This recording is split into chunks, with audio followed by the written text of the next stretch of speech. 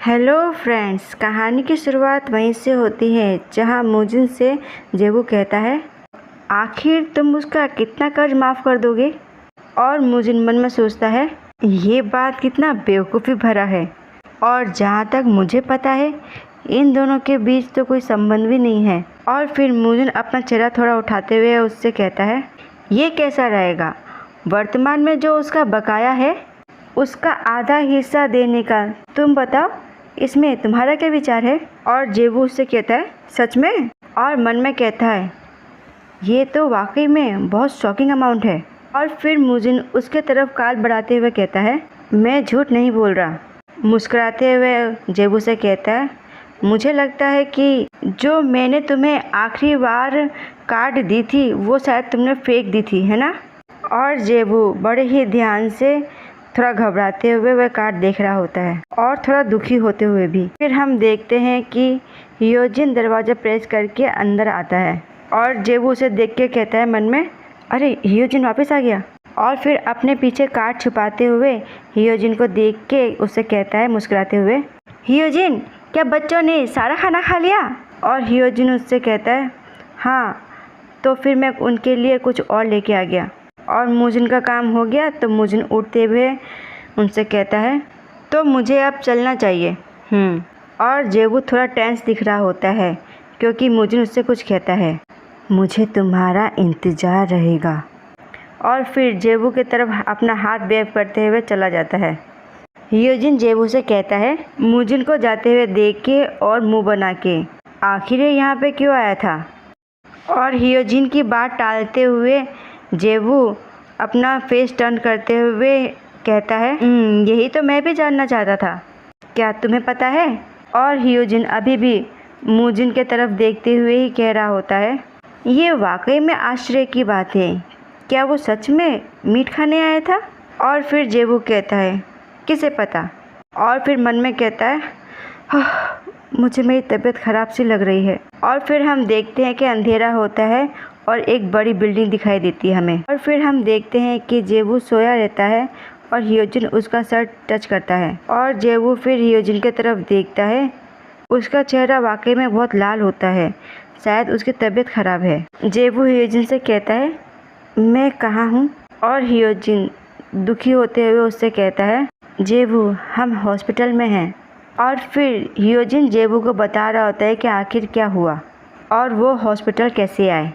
तुम्हारी हालत इतनी ख़राब हो गई थी कि घरेलू उपचार भी काम नहीं आया और इस वजह से तुम इस चीज़ को संभाल नहीं पाए और फिर बुखार के वजह से तुम बेहोश हो गए। और डॉक्टर ने मुझसे कहा कि अगर बुखार इससे ज़्यादा होता तो ये बहुत ही ख़तरनाक हो सकता था। फिर जेबू ऑकवर्डली हंसता है और हियोजिन दुखी होकर जेबू से कहता है, आखिर तुम बीमार होने के हद तक क्यों काम करते हो। तुम अब छोटे बच्चे नहीं हो और तुम्हें अपना ख्याल बहुत ही अच्छे से रखना चाहिए। हियोजिन को ऐसा दुखी होकर देख जेबू उससे कुछ कहने के लिए सोचता है और फिर कहता है, मुझे माफ़ करना तुम्हें परेशान करने के लिए। और मन में कहता है, आखिर मुझे बुरा कैसे न लगे क्योंकि ये हर समय मुझसे मेरे साथ इतना नाइसली व्यवहार करता है। प्लीज़ हियोजिन अब बस भी करो। और मन में कहता है, मैं चुपचाप से बैठकर इतने प्यारे बच्चे को कष्ट में कैसे देख सकता हूँ। और सोचता है, क्या मुझे मुजिन का ऑफ़र मान लेना चाहिए। फिर हियोजिन जेबू से कहता है, आखिर ये क्या चेहरा बना रखा है तुमने, क्या तुम्हें अभी भी तबीयत ख़राब जैसा लग रहा है, क्या मैं डॉक्टर को बुला लूँ। और जेबू उसे मना करते हुए कहता है, अरे नहीं, मैं ठीक हूँ। और मन में कहता है, अब भी इससे मेरी ही चिंता है। और फिर जेबू हियोजिन से कहता है, मैं ठीक हूँ। और अभी भी हियोजिन काफ़ी दुखी लग रहा होता है। अगली बार जब तुम बीमार हो तो इसे बर्दाश्त मत करते रहना, मुझे बता देना। और इससे भी अच्छा तो ये होगा कि तुम तो कभी बीमार ही ना पड़ो। और उसकी ये बात सुनकर के जेबू बस मुस्कुराता है। और फिर हियोजिन जेबू से कहता है मुस्कुराते हुए, प्लीज़ जल्दी से ठीक हो जाओ। और फिर हमें सुबह का सीन दिखाया जाता है और जेबू के घर का दरवाज़ा खुलता है और जेबू कहता है, फाइनली मैं घर आ गया। और बाहर ही किसी चीज़ पर लेट के कहता है, ओह भगवान का शुक्र है कि उन्होंने मुझे एक ही दिन बाद घर जाने दिया। और फिर घर को चारों तरफ से देखता है और उसे घर काफ़ी साफ लगता है और वो मन में कहता है घर तो बहुत ही साफ है, क्या हियोजिन ने इसे साफ किया? कितनी अच्छी आत्मा है। और अपने हाथ में टिकट उठाते हुए उसे हिलाते हुए कहता है ओके फाइनली। एक्चुअली ये टिकट नहीं चेक होता है। और जेबू मन में कहता है मुजिन ने जो मेरे लिए चेक छोड़ा है मुझे उसका यूज़ करना चाहिए। और हम देखते हैं कि जब जेबू सफाई कर रहा होता है तब उसे ये चेक मिलता है और वो इस चेक को देख के थोड़ा शॉक हो जाता है। और फिर वो चेक को हिलाते हुए मन में कहता है और उसके दिमाग में दो बातें घूम रही होती है और वह मन में कहता है क्या मुझे इसे खर्च कर देना चाहिए या फिर वापस दे देना चाहिए। और फिर वह मन में सोचते हुए कहता है पहले तो मुझे थोड़ी हिचकिचाहट हुई क्योंकि ये बहुत ही बड़ी रकम थी, लेकिन फिर और मैं ये सोचता हूँ कि मैं इसका हकदार हूँ।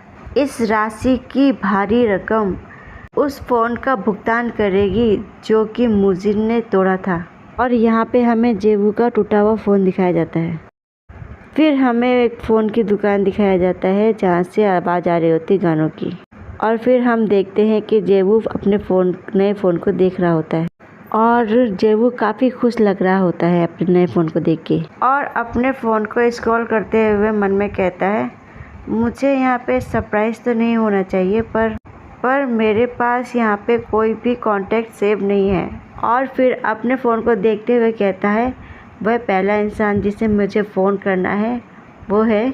और ये कहते हुए वह मुजिन का कार्ड निकालता है और फिर उसे बड़े ही ध्यान से देख रहा होता है और कहता है इस बेकार इंसान को।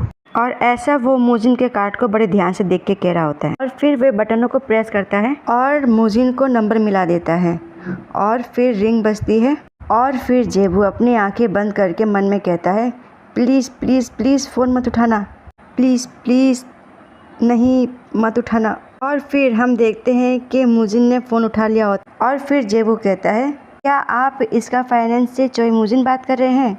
अभी भी मन में उम्मीद करते हुए कहता है मैं अभी भी आशा कर रहा हूँ कि वो जवाब ना दे। और फिर आवाज़ आती है हे ये तुम हो सीओ जेबू।